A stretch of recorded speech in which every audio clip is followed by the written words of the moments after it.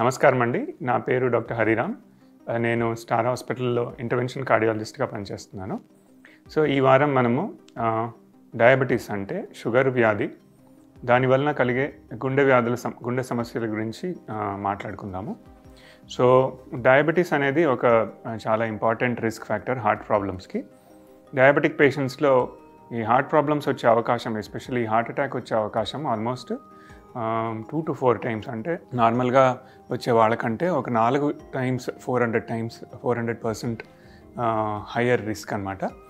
So దీన్ని మనము కాపాడుకోవాలి. ఈ షుగర్ వ్యాధి నుంచి, షుగర్ వ్యాధి వలన హార్ట్ ప్రాబ్లమ్స్ రాకుండా మనం కాపాడుకోవాలి అంటే ఏ జాగ్రత్తలు తీసుకోవాలి, ఏ పరీక్షలు చేయించుకోవాలి అనేది మనము ఈసారి డిస్కస్ చేసుకుందాం. సో డయాబెటీస్ బేసిక్గా డెఫినేషన్ ఏంటంటే, ఫాస్టింగ్ బ్లడ్ షుగర్ 126 కంటే ఎక్కువ ఉన్న, post food blood sugar more than 200 కంటే ఎక్కువ ఉన్న, లేదా HbA1c అంటే 3 నెలల యావరేజ్ షుగర్ మోర్ దెన్ 6.5 కంటే ఎక్కువ ఉన్న, దాన్ని మనం మల్టిపుల్ రీడింగ్స్, దాన్ని మనం డయాబెటీస్ అనేసి చెప్తాం. సో అదేవిధంగా 100 నుంచి 126 ఫాస్టింగ్ బ్లడ్ షుగర్ ఉన్న, 140 200 పోస్ట్ బ్రేక్ఫాస్ట్ బ్లడ్ షుగర్ ఉన్న, 5.7 to 6.5 3 months యావరేజ్ షుగర్ ఉన్న, దీన్ని మనం బార్డర్ లైన్ షుగర్స్ అంటాం. సో ఈ బార్డర్ లైన్ ఉండేవాళ్ళు తగు జాగ్రత్తలు తీసుకుంటే డయాబెటీస్కి కన్వర్ట్ కాకుండా మనం కాపాడుకోవచ్చు. సో ఈ డయాబెటీస్ అనే వ్యాధి వల్ల అసలు హార్ట్ ప్రాబ్లమ్స్ కానీ ఇంకా వేరే ఏదైనా ప్రాబ్లమ్స్, కిడ్నీ ప్రాబ్లమ్స్ కానీ ఎలా వస్తాయి ఏంటి అనేది ఒకసారి ఆలోచిద్దాము. ఈ డయాబెటీస్లో షుగర్ కంటెంట్ ఎక్కువ ఉన్నందువలన కొన్ని రకాల ప్రోడక్ట్స్ ఫామ్ అవుతాయి. దాన్ని advanced glycation end product, AGE అంటాము, అడ్వాన్స్డ్ గ్లైకోసిలేషన్ ఎండ్ ప్రొడక్ట్స్ అంటాము. సో వీటి వలన ఈ ఎండోథీలియల్ లైనింగ్ అంటే గుండెకు సప్లై చేసే రక్తనాళాల లైనింగ్ ఏదైతే ఉందో దానిలో డ్యామేజ్ జరగవచ్చు.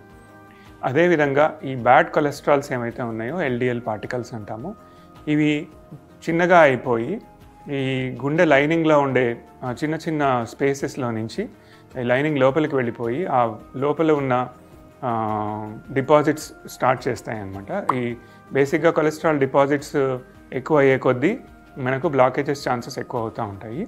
ఈ డయాబెటీస్లో ఏమవుతుందంటే, ఈ LDL కొలెస్ట్రాల్ డిపాజిట్స్ ఆ గోడ లోపల స్లోగా డిపాజిట్ అవుతూ ఉండి బయటికి గ్రో అవుతూ ఉండి నారో చేసేస్తాయి అన్నమాట వాల్యూమ్ని.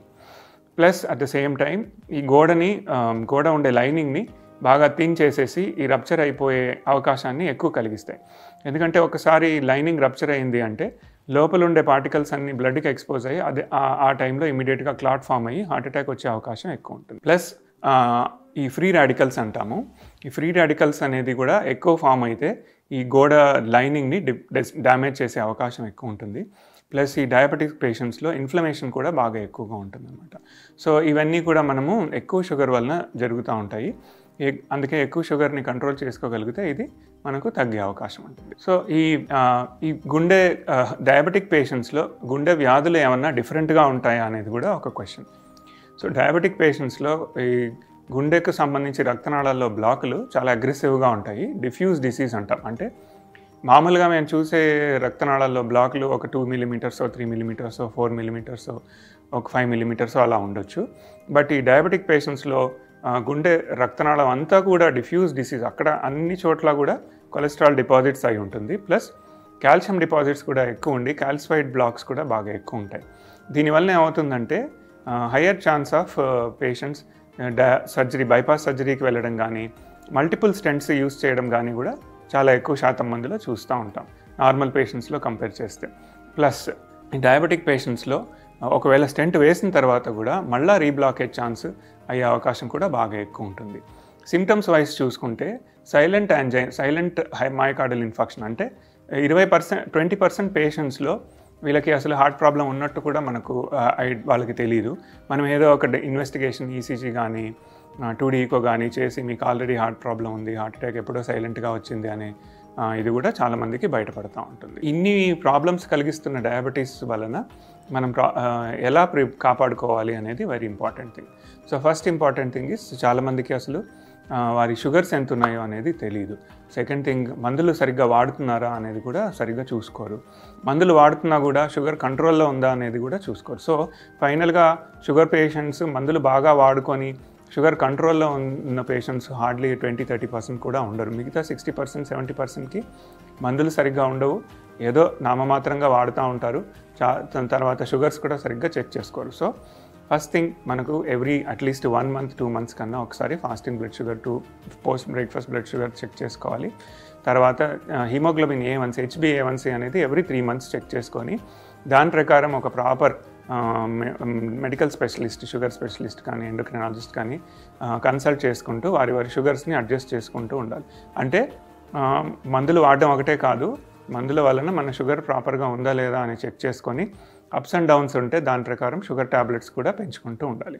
అదేవిధంగా మన కొలెస్ట్రాల్ లెవెల్స్ కూడా ఎంత ఉన్నాయో బాగా ఎవ్రీ 3 to 6 months చెక్ చేసుకొని ప్రతి ఒక్క పేషెంట్, ఆల్ డయాబెటిక్ పేషెంట్స్ ఒక స్టాటిన్ అంటే కొలెస్ట్రాల్ రెడ్యూసింగ్ డ్రగ్ మీద ఉండాలి.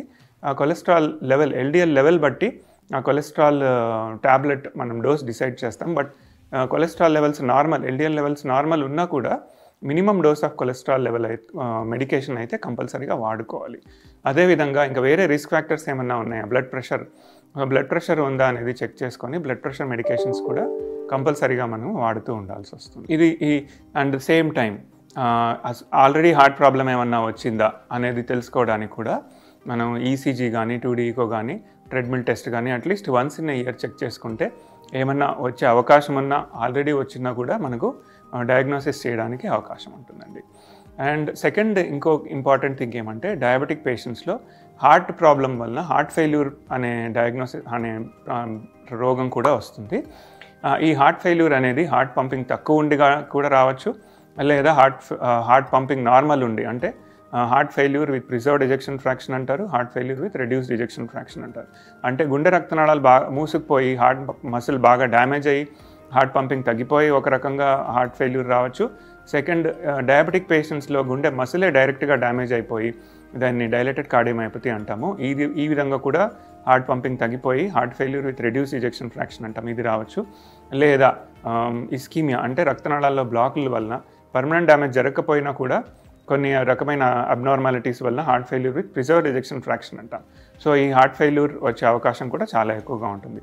ఇది కూడా మనము రెగ్యులర్ చెకప్స్ అంటే 2D echo కానీ చెక్ చేసుకొని దాని షుగర్ బాగా కంట్రోల్ చేసుకోగలిగితే దీన్ని కూడా మనము ఒక రకంగా కాపాడుకోవడానికి అవకాశం. ఫైనల్గా లైఫ్ స్టైల్ మోడిఫికేషన్స్ అనేవి కూడా చాలా ఇంపార్టెంట్.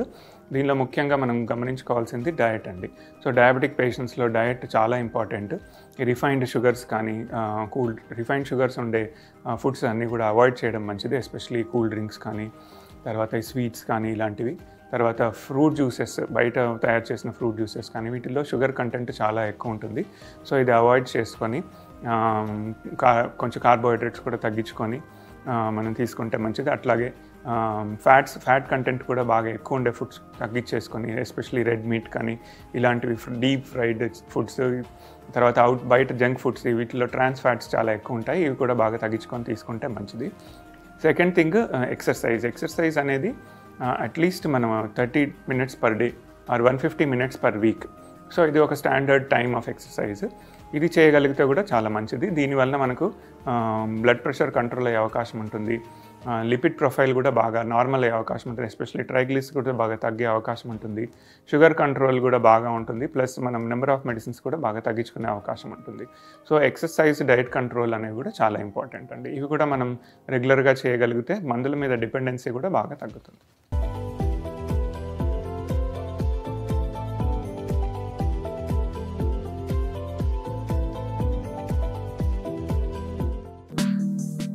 అద్భుతమైన ఆరోగ్య వీడియోల కోసం 3TV హెల్త్ ఛానల్ ని లైక్ చేయండి, కామెంట్ చేయండి, సబ్స్క్రైబ్ చేయండి, అలాగే షేర్ చేయండి. థాంక్యూ.